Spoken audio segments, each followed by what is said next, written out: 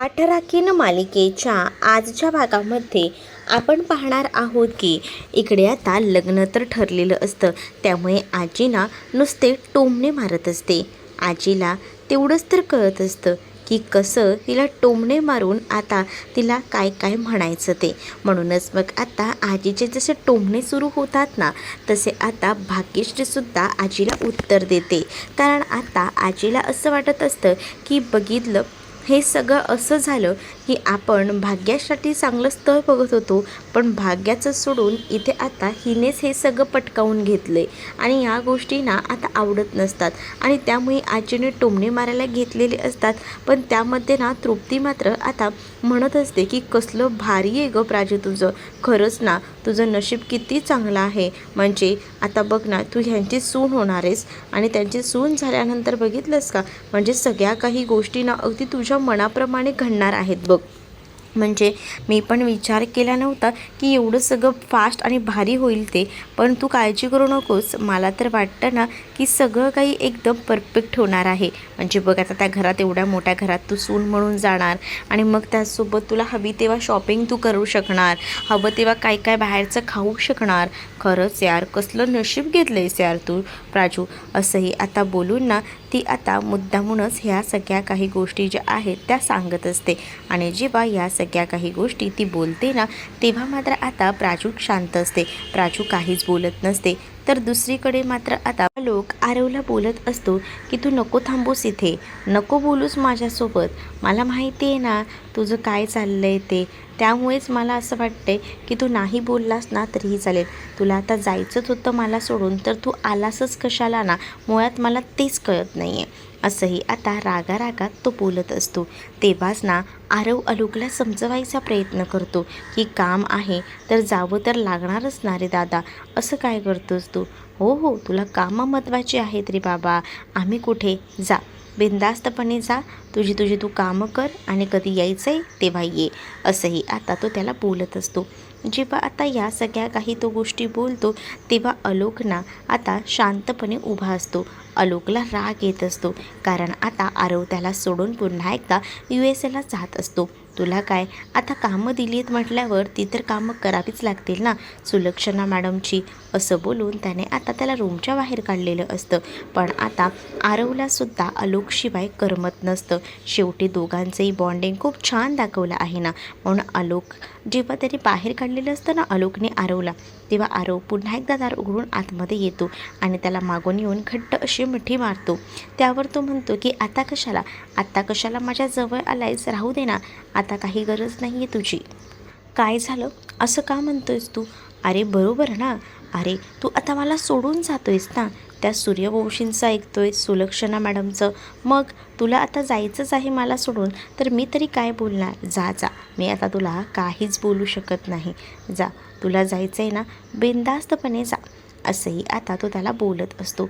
जेव्हा आता या सगळ्या काही गोष्टी तो त्याला बोलतो, तेव्हा मात्र आता आरव आलोकला सांगत असतो की बघ ना, मला खरंच जायचं नाही आहे. दुसरीकडे भाग्या प्राजूला बाजूला घेऊन येते आणि प्राजूसोबत बोलत असते. प्राजूला म्हणत असते की प्राजू, सांग ना, काय झालं आहे, तू अशी का करतेस, तू का असं ह्या लग्नाला होकार दिलास. तूच मला सांगितलं होतंस ना की हा माणूस चांगला नाही आहे म्हणून, मग तू या लग्नाला कशी काय तयार झालीस. असंही आता ती तिला विचारत असते. प्राजू भाग्याशी बोलायला जाणार तेच तृप्ती तिथे येते आणि तृप्ती आता म्हणत असते की काय गं, काय झालं, म्हणजे तू आता नाटकं करतेस का. असू दे ना, तिचं चांगलं होतंय तर तुला बघवत नाही आहे का. अरे का बघवणार नाही, असू दे ना. मग मग कशाला तिला उलटसुलट प्रश्न विचारते. मग असू दे ना, तिचं चांगलं होतं आहे ना तर होऊ दे. अगं ह्याचा अर्थ असं वाटतं ना की तुला तिचं चांगलं झालेलं बघवत नाही आहे, म्हणून तू हे सगळं काही करतेस. मी तिची बहीण आहे आणि मला तिचं चांगलं झालेलं का बघवणार नाही. उलट मला आवडेलच ना की प्राजूचं चांगलं होतं आहे ते. हां, तू असं कसं म्हणू शकतेस गं बहिणी, तुला बोलताना जरा पण काही वाटत नाही आहे का. असंही आता ती बोलत असते. तेच आता नाही नाही शांत हो. त्याच प्राजक्ता आता भाग्य आणि तृप्तीला शांत करत असते. प्राजक्ताला आता भाग्या म्हणत असते की बोल ना, तू या लग्नाला इतक्या पटकन होकार कसा काय दिलास? तू तर मला काहीच सांगितलं नाहीस. बोल, आता तरी बोल माझ्याशी. असं बोलून ती तिला आता बोलतं करायचा प्रयत्न करत असते. पण तरीसुद्धा ना इथे काही केल्या तिच्या तोंडात ना आता शब्द काही बाहेर निघत नसतात. आणि त्यामुळेच ना आता टेन्शन येत असतं. काय करावं काही सुधरतच नसतं. आणि तेव्हाच ना तिथे आता मामासुद्धा आलेले असतात. आणि मामा जेव्हा येतात ना तेव्हा मामांना आता म्हटलं जातं की तुम्हाला माहिती आहे का की काय चाललेलं आहे या प्राजूचं? प्राजूशी आता मला जरा बोलायचं आहे. असं बोलून मामा जे आहेत ते आता प्राजूला घेऊन जातात. तेच आता भाग्या रूममध्ये जाते. भाग्या जशी रूममध्ये जाते तसं आता भाग्या विचार करत असते. त्या दिवशी जेव्हा आई आजींच्या घरातून आम्ही आलो आहे ना तेव्हापासनं मला ना जरा वेगळंच काहीसं वाटतंय. काहीतरी गडबड आहे असं वाटते. पण काय गडबड आहे ना काहीच कळत नाही आहे. प्राजूने तर मला म्हटलं होतं की तो आलोक सूर्यवंशी चांगला नाही आहे. मग आता ती त्याच्याशी लग्नाला का तयार झाली आहे? काय घडलं आहे एवढं? मला ह्या प्रश्नांची उत्तरं कोण देऊ शकतं? असा विचार करून ती आता मोबाईल हातात घेते. कारण दोघींचाही एकच मोबाईल असतो. आणि मग वाटत असतं की निदान आता आपण बोलून घेऊया की काय चुकतंय ते. मग आपण कोणाशी बोलायचं? असं बोलून ती आता सूर्यवंशींच्या घरामध्ये जेही कॉन्टॅक्ट्स असतात ना त्यांना आता कॉल करण्याचा प्रयत्न करत असते. पहिलं आता येतं नाव सुलक्षणा सूर्यवंशी. पण सुलक्षणाशी बोलायचं तरी काय? ती काय मला सांगणार आहेत का गोष्टी? नाही, ती काही माझ्याशी बोलणार नाही या गोष्टी. मग आता या संदर्भात कोणाशी बोलायचं, काय बोलायचं डोकंही काम करणारं झालेलं असतं. आणि जेव्हा या सगळ्या काही गोष्टी कळतात तसं मात्र आता ती म्हणत असते की नाही, मला ना आता प्रीती सूर्यवंशीला विचारावं का? पण ही प्रीती सूर्यवंशी आहे तरी कोण? असंही आता इकडे जी भाग्य आहे ती विचार करते. मग नंतर ती बोलते की नको, त्यापेक्षा मी आरवशी बोलू शकते ना. आरवही तर आता सूर्यवंशीच आहे आणि बहुतेक त्या आलोकचा तो भाऊ आहे. आलोकचा भाऊ असल्यामुळे ना आता मला सगळ्या काही गोष्टी सोप्या जातील त्याच्याशी बोलायला. असंच करते, मी त्याच्याशीच बोलते. पण त्याने भाऊ खाल्ला तर? कारण त्या दिवशी मी त्याला नाही म्हटलं होतं. मग आता तो बोलायलाच नाही म्हटला तर? त्यामुळेच ना आता जीव नुसताना या भाग्याचा वर खाली होत असतो. पण तिला आता प्राजक्ताची काळजी वाटत असते. आणि यासाठी ती आता या सगळ्या काही गोष्टी करायचं ठरवत असते. जेव्हा आता या सगळ्या काही गोष्टी ठरवत असते ना तेव्हा मात्र आता पाहायला मिळतं की आरवला ती फोन करण्यापासून थांबते. ती म्हणत असते की फोन करायला तर काही हरकत नाही आहे, पण फोन केला तर पुन्हा प्रॉब्लेम. त्यापेक्षा नको. आता तर फोन करायला नको, थांबूया.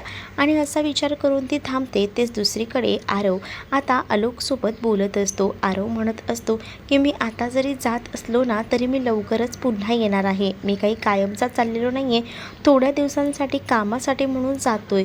पण आता आलोक त्याला म्हणत असतो की तू कामासाठी जातोस आणि तिथलाच होतोस, तू रिटर्न काही येत नाहीस, म्हणून तर मला तू आवडत नाहीस ना.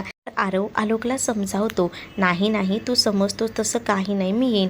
पण मला एक गोष्ट तुझ्याकडनं हवी आहे, ती म्हणजे तू नेहमीच मला कॉल करशील, बरोबर? मग नाही नेहमी कॉल नाही, पॉसिबल नाही. तुला तर चांगलंच माहिती आहे की मी मोबाईल हातात घेत नाही, मला मोबाईल जास्त आवडत नाही. मग आता फोनवर बोलण्याची गोष्ट तर राहिली बाजूलाच, असंही आता बोललं जात असतं. मग आता काय? मग एक काम कर, तू माझ्याशी ना व्हिडिओ कॉलवर बोलायचं. व्हिडिओ कॉलवर बोललास ना तरीही मला बरं वाटेल, माहिती आहे का? आपण 10 ते 15 मिनटं तरी व्हिडिओ कॉलवर बोलायचं. व्हिडिओ कॉलवर बोलल्यानंतर मला थोडं रिलॅक्स वाटेल. तेवढं तर तू माझ्यासाठी करू शकतोस ना? मग आता हो करेन मी, चालेल, ठीक आहे. आणि मी लवकरच येईन, त्याच्या बाबतीत तू काळजी करू नको, हेही आता म्हटलेलं असतं. आलोक म्हणतो आरवला की तुझी आता सवय झाली होती, पण आता तू नसणारेस. तेच आता मी आल्यावर ना आपण कॅरमची मॅच पुन्हा खेळूया. आणि त्या कॅरमच्या मॅचमध्ये ना यावेळेला तर मी तुला हरवणारच आहे, असंही आता आरव आलोकला म्हणत असतो. हो हरव ना, स्वप्नात हरव, कारण तू मला कधीच हरवू शकत नाही, असंही आता आलोक आरवला सांगत असतो. त्यानंतर आता तो जात असताना पुन्हा एकदा मागे येतो आणि मागे येऊन आलोकसोबत बोलत असतो. आलोकला आता आरव सांगत असतो की मी काय म्हणतोय ऐकून घे ना, मला ना तुझ्याशी हेच सांगायचं आहे, प्लीज थोडा रागावर कंट्रोल कर. म्हणजे तुझी सुंदरी आहे ना, ती सुंदरी तर तू चालवशील बरोबर, त्याच्यामध्ये तर काहीच प्रॉब्लेम नाही. हो हो, मी सुंदरी चालवणार आहे. आता इतक्या दिवसानंतर सुंदरी एवढी ठीक झाली तर मग काय असंच बसून राहणार. मग आता सुंदरीला जर एखादा पुढे खड्डा दिसला आणि मग ती पडणार असेल तर मग तू काय करशील, वाचवशील ना. हो हो वाचवणार ना. मग तसंच प्लीज माझ्यासाठी एक करशील का. मग आता आलोक म्हणतो काय, तर आरव आलोकला सांगत असतो की माझ्यासाठी तू एवढंच कर. बघ आता जसा तुझा राग आहे ना, तो सुद्धा कंट्रोल करायला शिक तुझ्या सुंदरीच्या ब्रेकप्रमाणे. म्हणजे बघ, तुझा जर राग तू कंट्रोल केलास ना तर मला आवडेल. मग मी इथे आलो ना की पुन्हा तुला किती राग काढायचा आहे ना तेवढा माझ्यावर राग काढ, पण प्लीज तू आता राग करणार नाही आणि तुझ्या आयुष्याचा चांगल्या पद्धतीने एकदम व्यवस्थित विचार करशील, म्हणजे सगळ्या काही गोष्टी नीट होतील. असंही आता बोलून तो समजावत असतो. जेव्हा आता या गोष्टी सांगून तो जेव्हा समजावतो ना, तेव्हा मात्र आता हो हो मला तुझ्या गोष्टी कळत आहेत, तू जे काही सांगतोयस ते ठीक आहे, प्रॉमिस मी नाही चिडचिड करणार. आता इथे आलोकने आरवला प्रॉमिस दिलेलं असतं की तो विनाकारण चिडचिड करणार नाही. तो जेव्हा रिटर्न येईल तेव्हाच तो आता तोंडातून शब्द काढेल असंही त्याने प्रॉमिस केलेलं असतं. त्यामुळे आता आरवला भारी वाटतं, त्यापेक्षा सुलक्षणाला सुद्धा. पण सुलक्षणाने आरवला मुद्दामून USA पाठवायचं ठरवलेलं होतं, कारण आता आरव आणि भाग्याचं लग्न लावून द्यायचं हा सुद्धा प्लॅन प्राजक्ताचा होता ना. मग आता त्याच्यापेक्षा त्याला कामासाठी बाहेर पाठवलं तर आपण काहीतरी निमित्त देऊ शकतो की कामासाठी त्याला बाहेर जावं लागते वगैरे, त्यामुळेच आपण असं काहीसं करूया. म्हणून तिने आता हे प्लॅनिंग केलेलं असतं. तेच आता आलोकना जाताना आरवला ब्लेझर वगैरे घालून देत असतो आणि व्यवस्थित काय ते बघ आणि काळजी घे असं बोलून त्याला आता आराम देत असतो आणि त्याला सांगत असतो की तू कोणतीही दगदग करू नकोस, सगळं काही नीट कर, कारण ह्या सगळ्या गोष्टींमध्ये टेन्शन असतं मी समजतो. असं बोलून तो आता त्याची मदत करत असतो. त्याचबरोबर त्याच्या हातामध्ये तो आता बॅगसुद्धा देतो. तो म्हणत असतो की चल मी येतो. मग आरव तिकडनं निघालेला असताना सुलक्षणा त्याला भेटते वगैरे आणि त्यानंतर ती आता आलोककडे पाहत असते. आलोकच तिला आता इग्नोर करत असतो. पण आलोकला आता वाईट वाटलं असणारे, आरव गेलाय ना म्हणूनच तो असा उदास आहे हे आता सुलक्षणा ओळखत असते. पण आता आरवना स्वतःहून बोलायला काही जात नसतो, त्यामुळेच आता तिथे ती एकटीच उभी असते. तेच दुसरीकडे आता भाग्यश्री सूर्यवंशींच्या घरामध्ये आलेली असते आणि ती जाताना आरवला पाहते. आरव तिला बाहेरच भेटल्यामुळे ना आता आरवही तिच्याकडे एकटक पाहतो. पण आरवला आठवतं की आपल्याला हिने नकार दिला आहे आणि आता ही इथे आली आहे, पुन्हा आता तिच्याशी बोलायला लागेल, त्यापेक्षा न बोललेलंच बरं आणि असं बोलून तो निघत असतो. पण त्यावर भाग्यश्री त्याला बोलत असते की मी तुझ्याकडे आली आहे, मला तुझ्याशी बोलायचं आहे. आरव म्हणतो की आता काय बोलायचं. त्याचा जाताना हात ना इकडे तिच्या हाताला लागतो आणि त्यामुळेच ना तो एकटक तिच्याकडे बघत असतो. तेव्हा भाग्यश्रीला तो विचारतो सुद्धा, काय झालंय, तू काय बोलणार आहेस माझ्यासोबत. मग आता ती त्याला म्हणत असते, मला माहिती आहे तू माझ्यावर रागवला आहेस आणि रागवून निघून जातोयस, पण माझं काय म्हणणं आहे ते तरी ऐकून घे. मग आता इकडे आरव बोलत असतो की काय तुझं ऐकून घ्यायचं आहे ते मुळात सांग ना, मला ना तुझं कोणतंही बोलणं जे आहे ना ते पटतच नाही, तू जे काही वागतेस ना ते मला नको आहे. मग आता मी काय केलं आहे, मग आता थोडं आपण बोलूया ना. आपण जर बोललो नाही अशा सगळ्या काही गोष्टी ठीक होणार आहेत. पण आता बोलायचं तरी काय आहे, बोलून काही उपयोग आहे का, नाही, बोलून काहीच उपयोग नाही आहे. तेच इकडे आता आजी ना चारूचे कान भरायचा प्रयत्न करत असते. चारूला ती आता म्हणत असते की तुला माहिती आहे का, भाग्यश्रीचं जे काही होतं आहे ते नुकसानच होतं आहे आणि जे काही सगळं चांगलं होतं आहे ना ते फक्त आणि फक्त या प्राजक्ताच्या बाबतीत होतं आहे. जरा विचार कर काय चुकतं आहे त्याचा, कारण आहे ना ही प्राजक्ताना बरोबर तिची संधी साधून तिने एवढं मोठं काम केले. बघितलंस का, आता त्या सुलक्षणाच्या घरी जाणार आहे सूर्यवंशींची सून व्हायला. सूर्यवंशींची ती सून झाली की आपल्या हातात काय भेटणार आहे, काहीच नाही. बघितलंस ना तिने केवढी मोठी मजल गाठली. ते एवढा विचार तरी कधी केला होतास का, ती एवढ्या वरपर्यंत जाईल ती नाही ना. मग तरीसुद्धा आपल्याला या लग्नासाठी तयार व्हायचं आहे, कारण प्राजक्ताने 8 लाख रुपये दिले होते यांच्या ऑपरेशनला. मग आपल्याला तिच्या लग्नामध्ये सहभाग तर घ्यावाच लागणार आहे. अगं चारू तू काय बोलतेस, तुला तरी कळतंय का, ते आपण तिला लहानाचं मोठं केलं आहे, तिला सांभाळलं आहे, मग आता तिने 8 लाख रुपये दिले तर त्यात काय एवढं? हां, देऊ दे ना. अगं उलट आहे ना, ती आता सूर्यवंशींची सून होणार आहे, ह्या सगळ्या काही गोष्टी माहिती आहेत. मग तिने 8 लाख रुपये तिच्यासाठी नथिंग होते. ती जर बोलली असती ना तर ते पैसे असेच सूर्यवंशींनी दिले असते. पण आता हिला मोठा आज ना, ती कशाला जाणार मागायला? पण तुला सांगते की हिने ना लय मोठी मंजिल गाठली. पण तुला कुठे कळते? तुम्ही फक्त त्याच गोष्टी घेऊन बसलाय. कशाला एवढा विचार करतेस तिचा? उलट आहे ना, तिला तर ना आपण एवढं काही डोक्यावर बसवायला नको. मी तर म्हणते की तिला ना, मी तुला सांगते, उभंही करू नकोस, असंही आता म्हटलं जात असतं. तेव्हाच दुसरीकडे मात्र आता चारू एकदम उदास असते. तर प्राजक्ताला मामाने नेलेलं असतं. प्राजक्ताला जसे आता मामा नेतात ना, तसं मामा प्राजक्ताला त्यांच्या रूममध्ये घेऊन जातात, जिथे की प्राजक्ताच्या आईबाबांचा फोटो लागलेला असतो. प्राजक्ताच्या आईबाबांचा जिथे फोटो लागलेला असतो ना, तिथे आता बघितल्यानंतर दिसतं की बापरे, प्राजक्ताचे आईबाबा जे आहेत त्या फोटोच्या समोर उभं राहून ना, आता मात्र तो त्यांच्यासोबत बोलत असतो आणि सांगत असतो की बघा, तुम्हाला तर दिसतं आहे ना की हे सगळं काही काय सुरू आहे ते. आता थोड्याच दिवसात आपल्या प्राजूचं लग्न होतंय. कविता, जेव्हा तू गेलीस तेव्हा आपली प्राजू अवघ्या 5 वर्षांची होती. 5 वर्षाची असताना तू तिचा हात माझ्या हातामध्ये ठेवून गेलीस आणि तेव्हा वाटलंही नव्हतं की आपली प्राजू एवढी मोठी होईल आणि एवढ्या सगळ्या काही गोष्टी ज्या आहेत त्या चांगल्या घडतील. पण एकंदरीत बरंच झालं, सगळं काही नीट झालं ते. पण तुला म्हणून सांगतो की आता आपली प्राजू ना नवीन घरात जाणार आहे. तेच आता दुसरीकडे भाग्या आणि त्याचसोबत आरव बोलत असतात. आरव आता भाग्याला म्हणत असतो की आता काय बोलायचे, काही बोलून उपयोग नाही आहे, कारण आता आपल्यामध्ये तसं काहीच नाही. भाग्या आरवला म्हणत असते की प्रत्येक वेळेला तू असाच का विचार करतो? अरे थांब ना, मी काय म्हणते ते तरी पूर्ण ऐकून घे. पण तो तिला आता म्हणतो की मला ना तुझं काहीच ऐकायचं नाही आहे. तेच इकडे ना आजीने चारूचे कान भरलेले असतात. अगं तिने जर ठरवलं असतं ना तर आपलं घरसुद्धा वाचलं असतं. ती एवढी म्हणते ना की सूर्यवंशींची सून होणार आहे, मग तिने जर त्या सूर्यवंशींकडे शब्द टाकला असता ना तर 3 लाख कशाला गं अशीच दिली असते त्यांनी. त्यांच्यासाठी ते काही पैसे कमी आहेत का? तुझे दागिनेसुद्धा द्यायला लागले नसते ऑपरेशनच्या वेळेला. सगळं काही हिने वाचवलं असतं. पण ही आपल्याला आपलं मानते का? नाही. हिने जर आपल्याला आपलं मानलं असतं ना तर या सगळ्या गोष्टी ना अशा यूमध्ये दिल्या असतं तिने. पण तिने दिल्या का? ती काही आपल्यासाठी शब्द टाकला का? इथे ती मोठेपणा दाखवते स्वतःचा की ती काय काय करू शकते ती. पण ती काय आहे ना हे मी चांगलंच ओळखून आहे. मी तुला आत्ताही सांगते, जावई बापूंना सांग या सगळ्यामध्ये एवढं काही लक्ष घालू नका म्हणून. कारण तुला म्हणून सांगते की हे जे आहे ना प्रकरण, ते पुढे ना वाढत जाणार आहे. ती सुलक्षणा आत्ता बोलते की मी 1 रुपया घेणार नाही आहे, मला काहीसुद्धा नको आहे. पण बघ ना, नंतर तिच्या ऐपत एवढी वाढत जाईल ना की बघ ती थांबते का? एक ना एक काही ना काही ती मागतच बसेल बघ.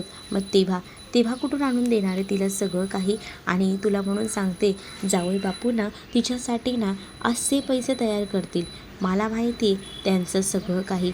असंही आता म्हटलं जात असतं. हो हो, तू बोलतेस ते बरोबर आहे. मग तेच आता दुसरीकडे पाहायला मिळत असतं की या आणि त्याचसोबत आरव बोलत असतात. पण आरव जे काही बोलायचं असतं ते ऐकून घेत नसतो.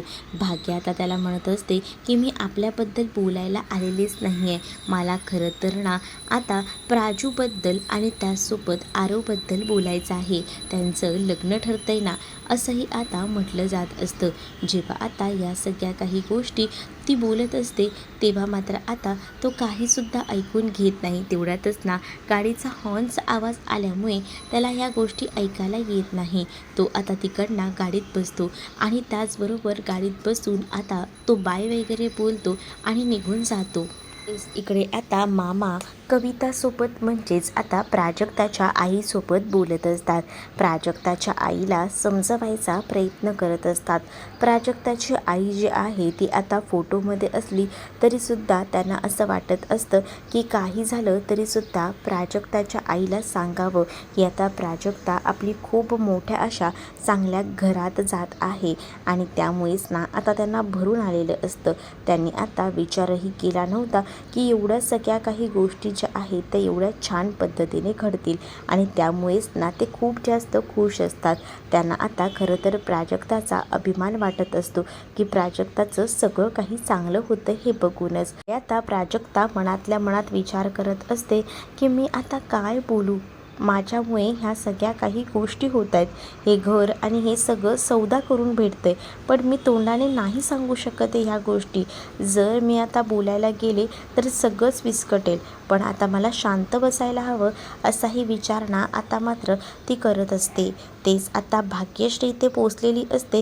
भाग्यश्रीचा आरव काही ऐकत नाही आणि गुपचूपपणे ना गाडीमध्ये बसतो. जसं आता तो गाडीमध्ये बसून तिकडनं चाललेला असतो ना, तसं आता ती त्याला थांबवायचा, त्याच्याशी बोलायचा प्रयत्न करत असते, पण तो काही केल्या तिचं आता ऐकत नाही. तो आता गाडीत बसून बाय बोलून निघून जातो. मग आता तिथे ती उभी असते. तेच आता बाहेर ना सगळीजणं आलेली असतात. मग ती प्रीती वगैरे बोलत असते की कोण आहे ही मुलगी, ही इथे काय करते. मग आता प्रीती मुद्दाम विचारते, एक्सक्यूज मी, कोण. मग त्याबरोबर आता ती मागे वळून पाहते. जशी ती आता मागे वळते ना, तसं आता इकडे भाग्यश्री इथे काय करते असा विचार ना इथे असणारी आता सुलक्षणा करत असते. सुलक्षणाला आता धक्का बसतो, पण आता भाग्यश्री सांगते की मी खरं तर ना आता तुम्ही या घरामध्ये माझ्या बहिणीला सून करून घेणार आहात म्हटल्यावर मलासुद्धा बघायला हवं ना की घर कसं आहे काय आहे, म्हणूनच मी आले होते असंही आता ती म्हणत असते. तेच दुसरीकडे आता भाग्या आणि त्याचसोबत सुलक्षणा बसलेली असते. प्राजक्ताला मेसेज केलेला असतो तोपर्यंत सुलक्षणाने की तुझी बहीण इथे का आली आहे म्हणून. मग आता प्राजक्ताला कळतं की तिथे जाऊन ती पोचले, त्यामुळे आता ती पटकनच तिकडनं निघायचं ठरवते. तेच आता दुसरीकडे पाहायला मिळतं की इकडे आता स्वतःचं काम करत बसलेला असतो आता आलोक आणि तेवढ्यातच ना तिथे आता प्रीती येते आणि प्रीती त्याचे कान भरते की बाहेर प्राजक्ताची बहीण भाग्यश्री आली आहे भेटण्यासाठी. त्याबरोबर तिलासुद्धा मोठा धक्का बसतो आणि ती आता बघतच बसते. आणि तेच काय दुसरीकडे मात्र आता पाहायला मिळतं की प्राजक्ता आता ह्या सगळ्या काही गोष्टी बघत असते. प्राजक्ताला आता लगेच जावं लागणार असतं, कारण तिथे जर ती थांबली जास्त वेळ तर नुकसान मात्र मोठं होणार हेही तिला माहिती असतं. तर तुम्हाला हा भाग कसा वाटला आहे कमेंटमध्ये नक्कीच सांगा. अशाच अपडेट्ससाठी आपल्या चॅनलला सबस्क्राईब नक्कीच करा. चला तर मग भेटूया पुढच्या भागात. तोपर्यंत टाटा बाय. व्हिडिओ आवडला